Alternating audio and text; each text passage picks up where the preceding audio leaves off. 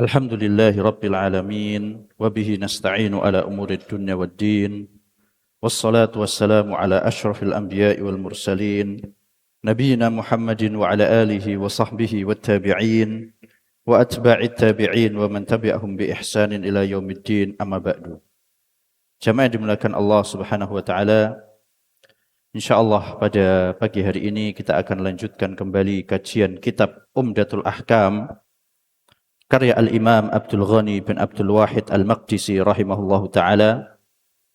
Dan insyaAllah kita akan membahas tentang permasalahan shaf, bagaimana cara meluruskan shaf, kemudian hal-hal apa saja yang harus diperhatikan ketika meluruskan shaf.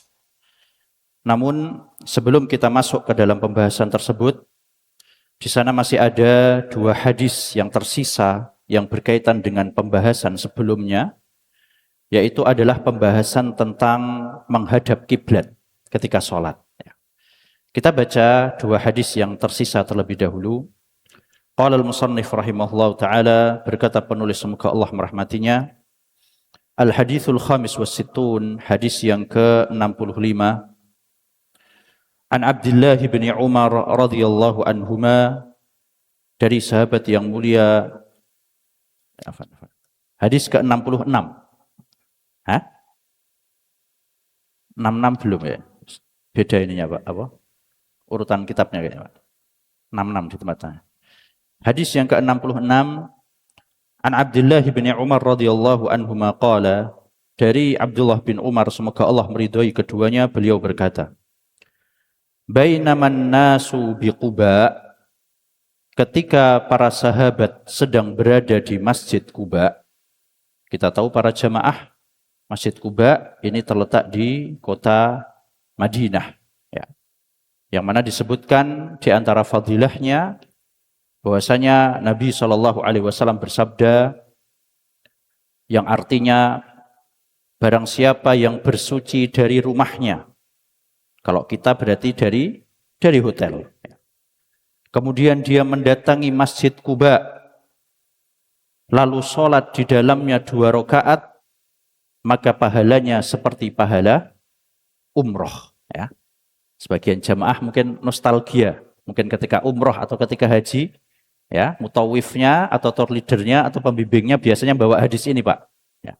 Barang siapa yang bersuci dari rumahnya, kemudian mendatangi Masjid Quba dan sholat 2 rakaat, maka pahalanya seperti pahala umroh. Ya.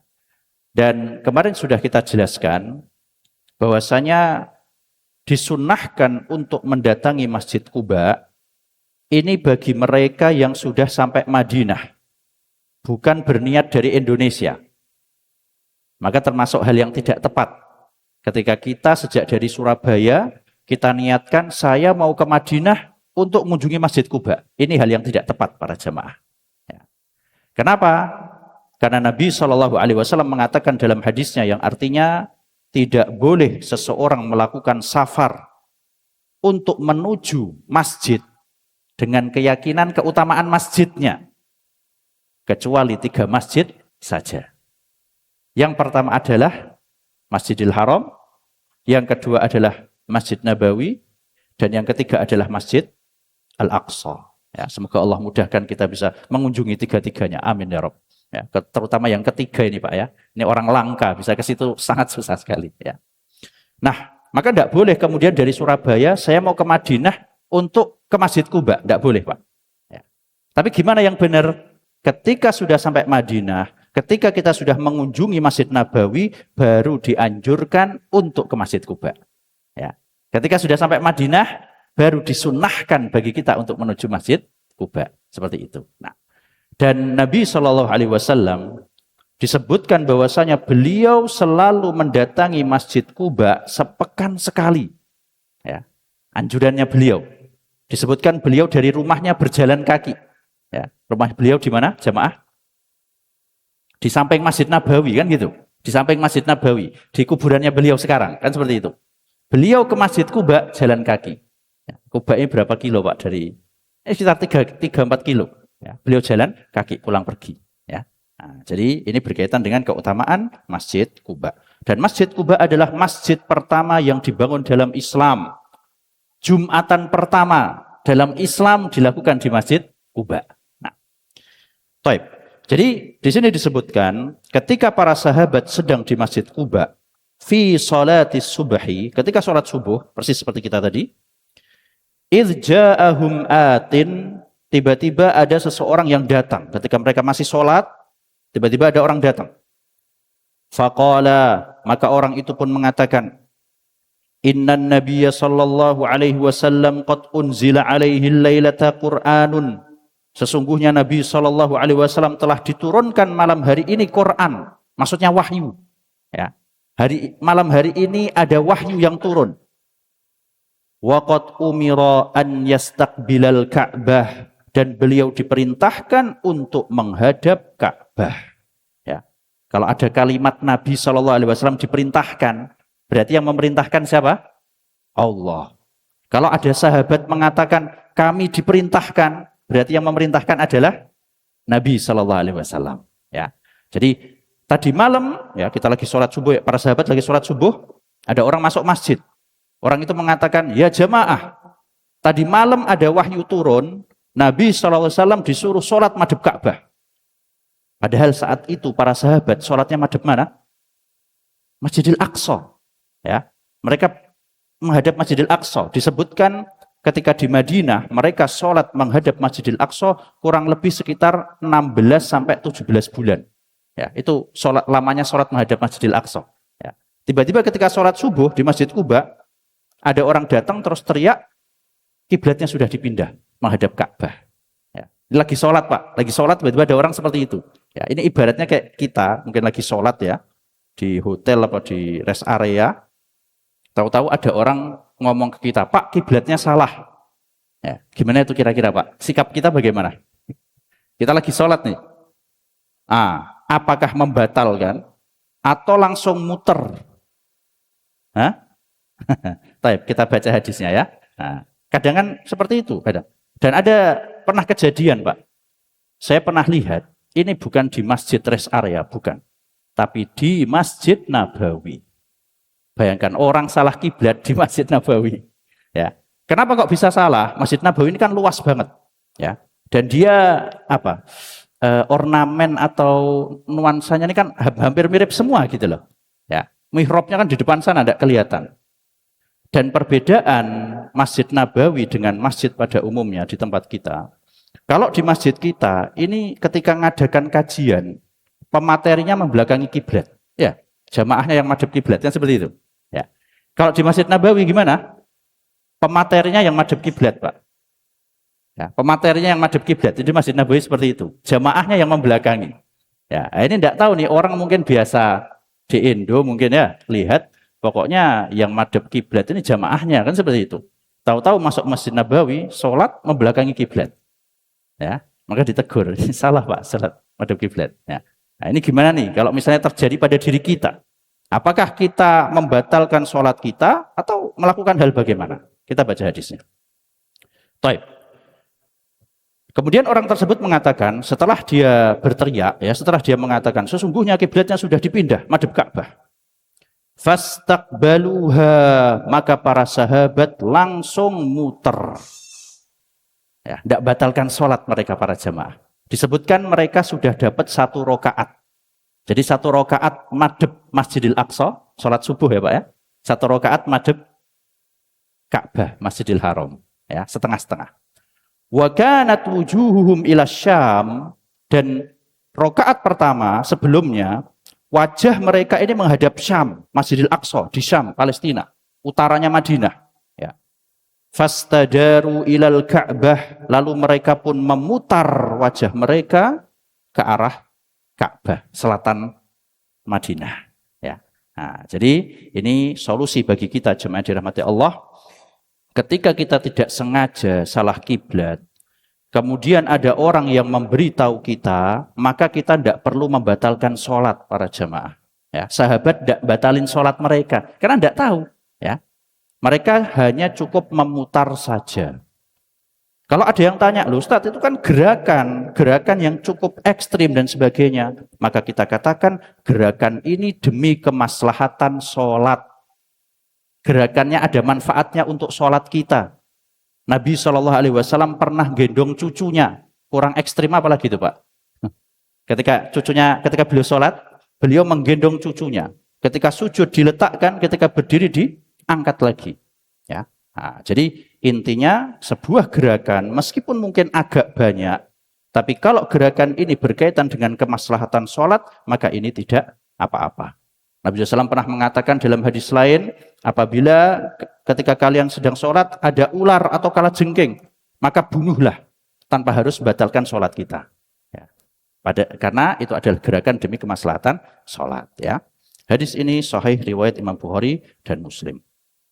Adapun kalau kita tahunya setelah sholat kita baru tahu, oh subhanallah ternyata mataharinya terbit dari arah berlawanan kita sholat, ya. Atau habis itu dikasih tahu sama teman kita, loh kiblatnya salah, madhep sana. Apakah kita harus mengulangi sholat kita atau tidak? Ya, dalam hal ini ada perbedaan pendapat di kalangan ulama. Wallahu a'lam, pendapat yang insya Allah lebih tepat tidak wajib mengulangi. Kalau mau mengulangi silahkan, tapi kalaupun tidak juga tidak apa-apa. Kenapa? Karena kita sebelum sholat sudah effort. Kita sebelum sholat sudah mujahadah, berusaha mencari kiblat. Lihat kompas lah, atau tanya orang lah, qadarullah salah. La yukallifullahu nafsan illa wus'aha, Rabbana la tu'akhidna in nasina au akhtana. Ya. Nah, jadi kalau setelah sholat selesai, maka kita tidak wajib untuk mengulangi sholat kita. Wallahu a'lam. Kecuali kita bermudah-mudahan para jamaah. Dari awal sholat kita tidak mau lihat arah kiblat dulu. Dari awal sholat kita tidak tanya jamaah terlebih dahulu. Kita bermudah-mudahan, gampanglah. Allah kan maha pengampun lagi maha penyayang. Ya, langsung sholat. Nah, ini namanya tidak berusaha. Maka orang seperti ini wajib mengulangi sholatnya. Karena dia tidak berusaha. Nah, taib. Kemudian selanjutnya, Al-Haditsus Sabi' was-Sittun, hadis yang ke-67. An Anas bin Sirin qala, dari salah seorang tabi'in yang bernama Anas bin Sirin, beliau berkata, Istaqbalna Anasan radhiyallahu anhu hina qadima minasyam. Aku dahulu pernah bertemu dengan Anas bin Malik ketika beliau datang dari negeri Syam. Falaqinahu bi'ainit tamr. Dan kami bertemu beliau di daerah yang namanya Ainut Tamr, ya, daerah yang banyak kurmanya. Fara'aituhu yusalli ala himarin, maka aku pun melihat beliau sedang sholat di atas keledainya. Kita tahu para jamaah secara asal tidak boleh sholat wajib di atas kendaraan. Ya. Kemarin sudah kita jelaskan, sholat yang boleh dilakukan di atas kendaraan yaitu adalah apa? Sholat sunnah, ya. Nah, wa wajhuhu min dzal janib, yakni an yasaril kiblah. Dan ketika beliau sholat di atas keledainya, wajah beliau ini ada di sebelah kiri kiblat. Jadi tidak menghadap kiblat wajah beliau. Ya, ini kenapa ini kok sholat di atas keledai? Yang pertama sholat di atas keledai, yang kedua nggak madhep kiblat. Kenapa ini? Fakultu ra'aituka tusolli li ghairil kiblah. Maka aku pun bertanya, aku melihat engkau sholat enggak madhep kiblat, ada apa? Ya, ini semangatnya para salafus soleh, generasi terdahulu untuk bertanya. Ya, ketika ada hal yang tidak mereka pahami, ketika ada hal yang kurang jelas, mereka bertanya, tidak malu-malu. Ya, Ustaz, kenapa kok sholat enggak madhep kiblat? Habis sholat subuh kok sholat 2 rakaat lagi? Sholat apa ini? Ditanyakan. Ya. Faqala, maka Anas bin Malik mengatakan, laula anni ra'aitu Rasulullah sallallahu alaihi wasallam yaf'aluhu ma fa'altuhu. Seandainya aku tidak melihat Rasulullah sallallahu alaihi wasallam melakukan seperti ini, niscaya aku tidak akan melakukannya. Jadi Anas bin Malik pernah melihat Nabi sallallahu alaihi wasallam salat di atas kendaraannya dan tidak menghadap kiblat, ya. Kemarin sudah kita jelaskan syarat salat yang boleh tidak menghadap kiblat, syaratnya ada 3. Yang pertama adalah sholat sunnah. Yang kedua dilakukan ketika safar. Dan yang ketiga, dilakukan di atas kendaraan, bukan kita jalan kaki. Ya, maka ini merupakan sholat yang kita diberi rukhsah, diberi keringanan untuk boleh tidak menghadap kiblat. Hadis ini sahih riwayat Imam Bukhari dan Muslim ya. Jadi para jamaah daripada perjalanannya bengong ya, daripada diem aja, daripada melakukan hal-hal yang mungkin kurang bermanfaat, manfaatkan buat sholat sunnah meskipun tidak madhab kiblat, tidak apa-apa Pak ya. Nah, baik. Kemudian selanjutnya kita masuk dalam pembahasan tentang shaf ya, tentang meluruskan shaf jamaah dirahmati Allah. Sebelumnya perlu kita ketahui bahwasanya kita sebagai kaum muslimin diperintahkan untuk merapikan shaf kita pada dua keadaan. Pada dua momentum kita diperintahkan untuk merapikan shaf kita. Yang pertama adalah ketika sholat berjamaah. Ya, momentum pertama kita diperintahkan untuk berbaris berkaitan dengan ibadah ya Pak ya. Adalah ketika sholat berjamaah. Yang kedua adalah ketika jihad fi sabilillah.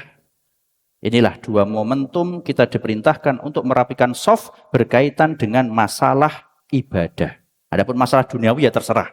Mau baris, mau shaf terserah ya. Tapi masalah ibadah maka terletak pada dua hal ini. Dan meluruskan shaf ini diantara keistimewaannya, diantara keutamaannya adalah dia termasuk perbuatannya malaikat para jamaah.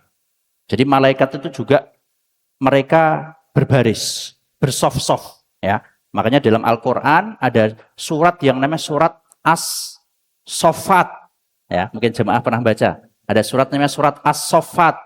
Artinya apa? Artinya adalah malaikat yang berbaris ya. Dalam sebuah hadis Nabi SAW pernah bersabda, "Saffu kama tasufful malaikatu inda rabbiha."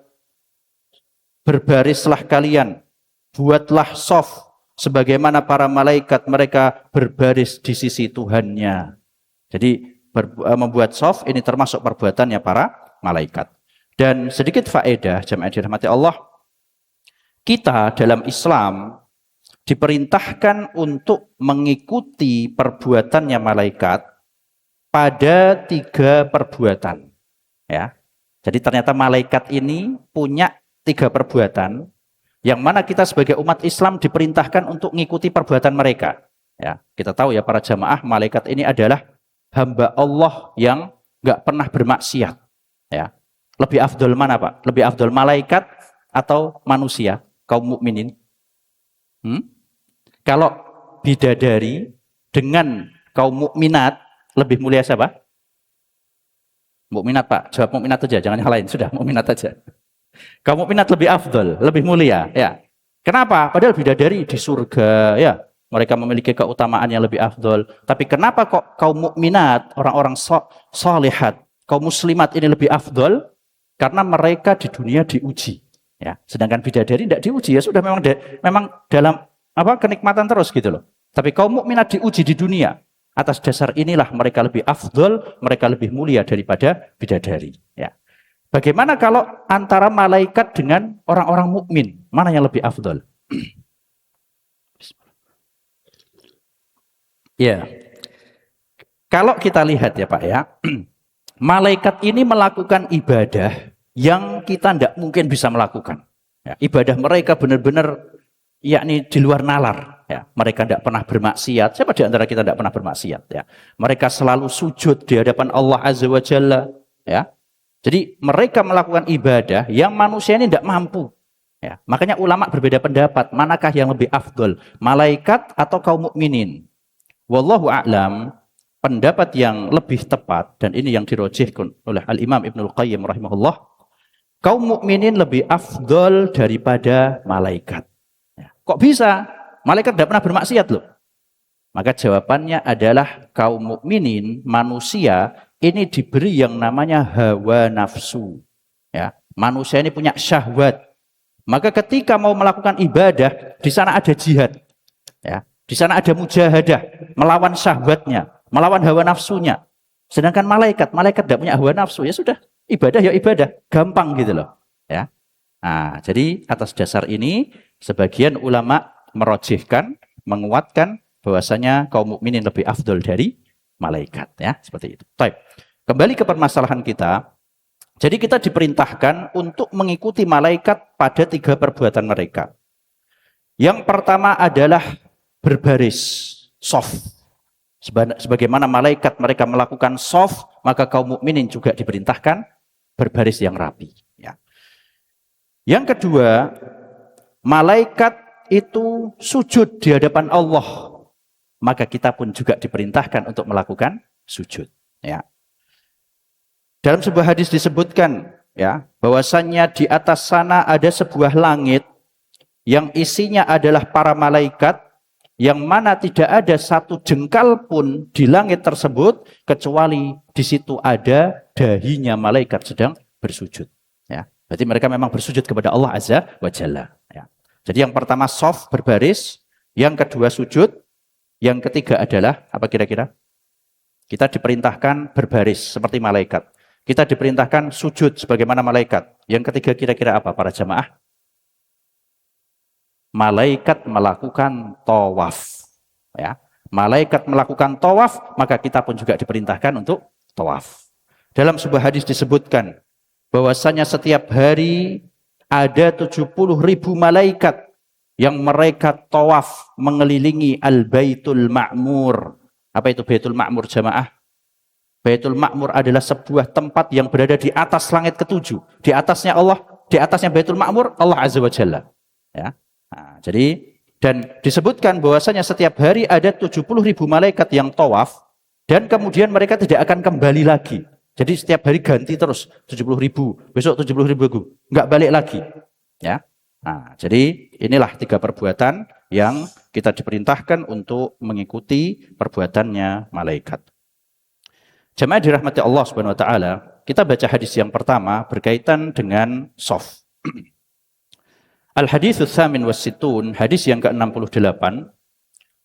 An Anas bin Malik radhiyallahu anhu qala, dari sahabat yang mulia Anas bin Malik semoga Allah meridhoinya, beliau berkata, qala Rasulullah sallallahu alaihi wasallam, Rasulullah sallallahu alaihi wasallam bersabda, sawwu sufufakum, luruskanlah saf kalian. Fa inna taswiyatas sufufi min tamamis shalah. Kita familiar. Biasanya diucapkan sama siapa, Pak? Sama imam, ya. Sawwu sufufakum fa inna taswiyatas sufuf min tamamis shalah. Luruskan shaf kalian karena sesungguhnya meluruskan shaf termasuk kesempurnaan salat. Ya, hadis ini sahih riwayat Bukhari dan Muslim. Jemaah dirahmati Allah Azza wa Jalla. Tadi Nabi SAW mengatakan luruskanlah shaf kalian. Ini penting nih, ya. Yang dimaksud dengan meluruskan shaf, maka ini mengandung 3 makna. Ya, maksud meluruskan shaf ini disuruh ngapain sih kita? Ya, sebagian dari kita hanya memikirkan yang penting lurus, yang penting tidak maju mundur, kan seperti itu. Ternyata sabda beliau SAW mengandung 3 makna.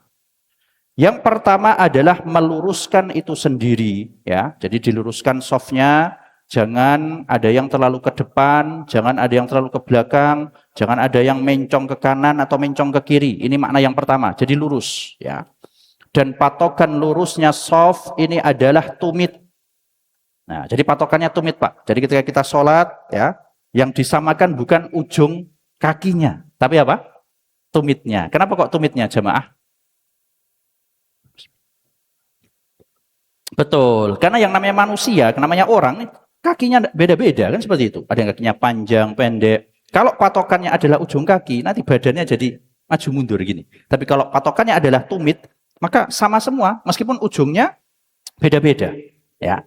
Dan atas dasar ini, bagi mereka yang sholat menggunakan kursi, maka patokan meluruskan shaf bukan di mana kaki mereka, tapi adalah apa?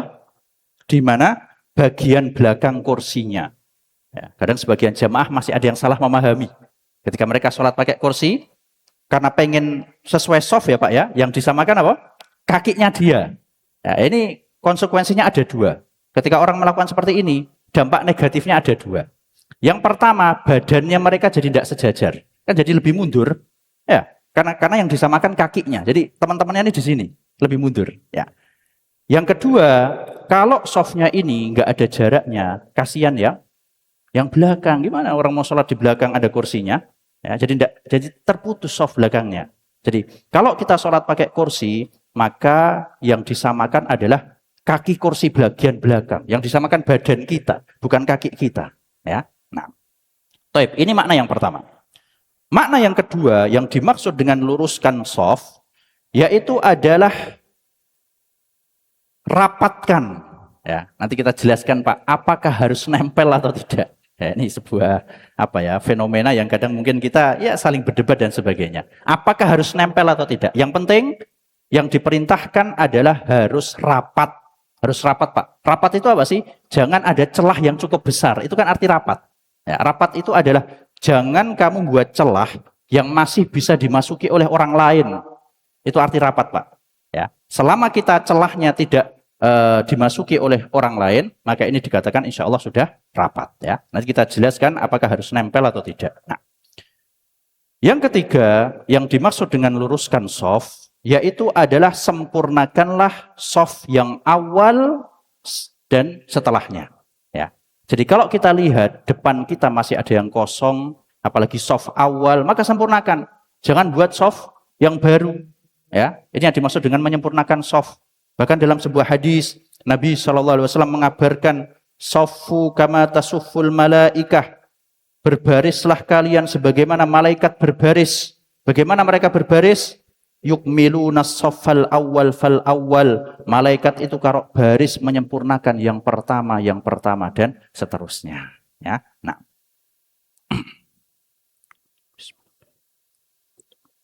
Jamaah dirahmati Allah Subhanahu wa taala.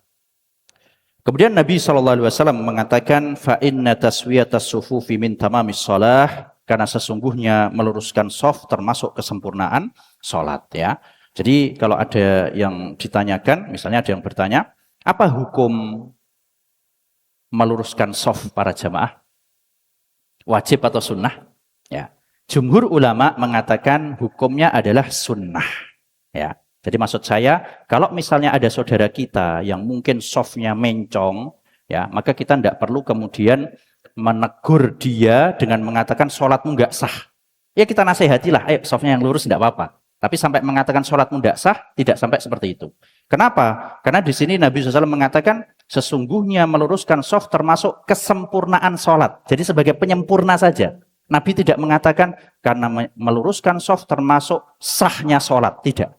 Ya, ini menunjukkan bahwasanya meluruskan shaf ini menurut jumhur ulama hukumnya adalah sunnah. Taib.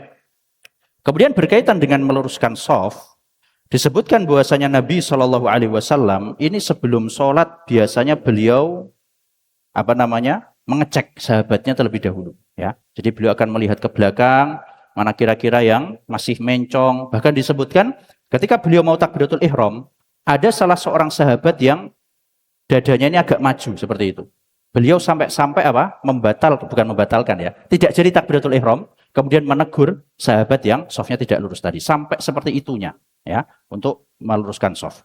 Dan para ulama mengatakan meluruskan shaf ini disyariatkan di seluruh masjid manapun kecuali satu masjid. Apa itu para jamaah? Masjid apa yang shafnya itu tidak lurus? Masjidil Haram. Itu adalah satu-satunya masjid yang shafnya tidak lurus. Kenapa? Apa alasannya? Karena kiblatnya ini di sekitarnya kan seperti itu. Ya, ketika kita sholat di Masjidil Haram, maka kita diperintahkan untuk menghadap Ka'bahnya, bukan menghadap arah lagi, menghadap Ka'bahnya. Makanya dikisahkan dulu di Masjidil Haram itu sempat karena pengen praktek hadis ini, itu shafnya bentuknya persegi, Pak. Ya. Kira-kira gimana itu kalau shafnya bentuk persegi? Yuk, kasihan yang pojok, susah kan seperti itu. Ya, maka kemudian shafnya pun dibuat melingkar. Ya, nah, ini historinya seperti itu. Nah, baik. Kemudian selanjutnya,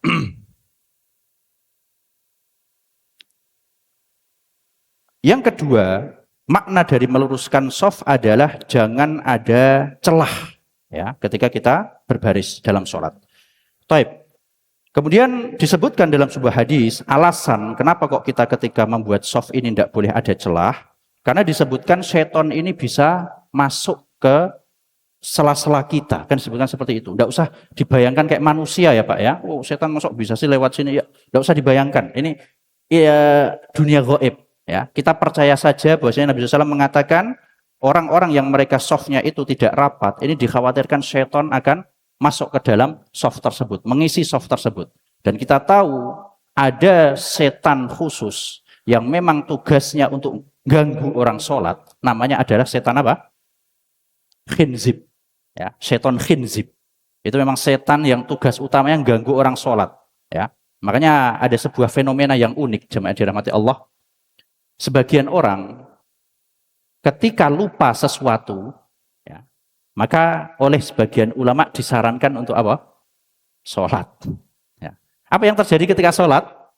Jadi ingat ya. Kenapa? Kan setannya ngasih tahu gitu. Bukan solusi ya Pak ya. Ini cuma anekdot aja gitu loh. Ya. Sampai segitunya setan gitu loh. Pas tidak sholat lupa naruh kunci di mana, dompet di mana. Pas sholat kok keinget gitu loh. Ya, biar mengacaukan gitu. Ya. Nah, jadi ini salah satu hikmahnya kenapa kita diperintahkan untuk merapatkan soft. Taib. Selanjutnya adalah apakah harus menempel atau tidak, ya. Maka para ulama mengatakan memang tidak harus menempel, yang penting rapat, ya. Rapat itu apa? Yang penting tidak ada celah yang bisa dimasuki oleh satu orang. Itu arti rapat, Pak. Jadi tidak harus nempel.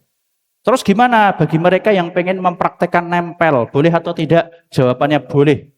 Bahkan itu yang dipraktekkan oleh sahabat. Oleh sahabat yang meriwayatkan hadis ini, Pak. Hadis ini diriwayatkan oleh sahabat Anas bin Malik. Ya, Anas bin Malik mengatakan, kami dahulu ketika sholat menempelkan bahu dan tumit kami, ya, kaki kami. Ya, jadi mau ditempelkan silahkan, tidak juga tidak apa-apa. Ya, tidak usah kemudian saling mengingkari. Oh, kamu nggak mau nempel, nggak sesuai sholatnya Nabi SAW, tidak. Yang penting rapat. Ya, atau kita mengingkari yang nempel, kamu nempel ini apa ini, bid'ah ini, tidak. Ya, ada sahabat yang melakukan. Bahkan yang mempraktekkan adalah sahabat yang meriwayatkan hadis tentang soft. Ya, hanya saja ada catatan. Ya, bagi mereka yang pengen mempraktekkan menempelkan kaki ketika sholat, maka hendaknya memperhatikan dua hal. Ya, ini penting nih, kadang dilalaikan. Ya, yang pertama, jangan berlebih-lebihan. Sebagian orang ketika pengen mempraktekkan nempel kaki, tidak apa-apa, nempel itu disyariatkan, sahabat seperti itu. Ya. Tapi sebagian kita kadang berlebihan. Gimana? Dia bentuknya seperti segitiga. Ya. Mohon maaf Pak, praktek langsung ya.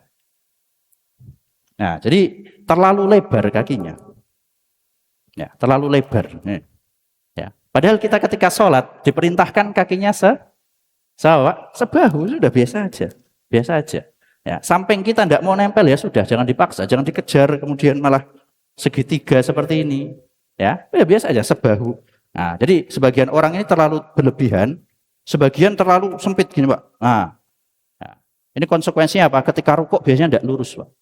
Ya sudah, sebahu biasa saja. Ya, samping kita mau nempel, alhamdulillah, tidak juga tidak apa-apa. Ya. Jangan sampai kita tersibukkan karena sholatnya orang lain, akhirnya kita malah melalaikan sholat kita.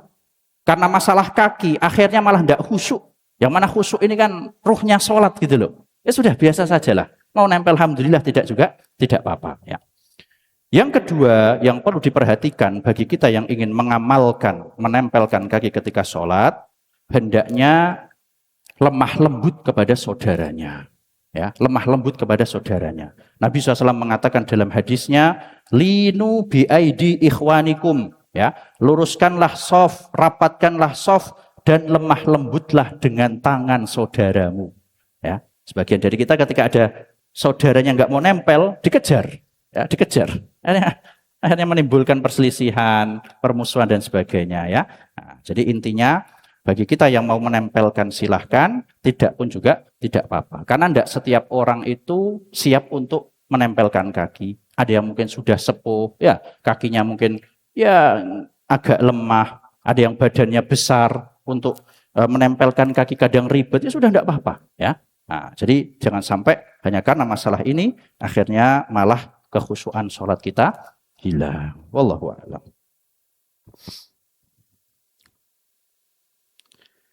Ya, mungkin itu jemaah dirahmati Allah yang dapat kita sampaikan. Insya Allah kita lanjutkan pembahasan tentang soft pada pertemuan selanjutnya. Masih ada hadis-hadis yang lain.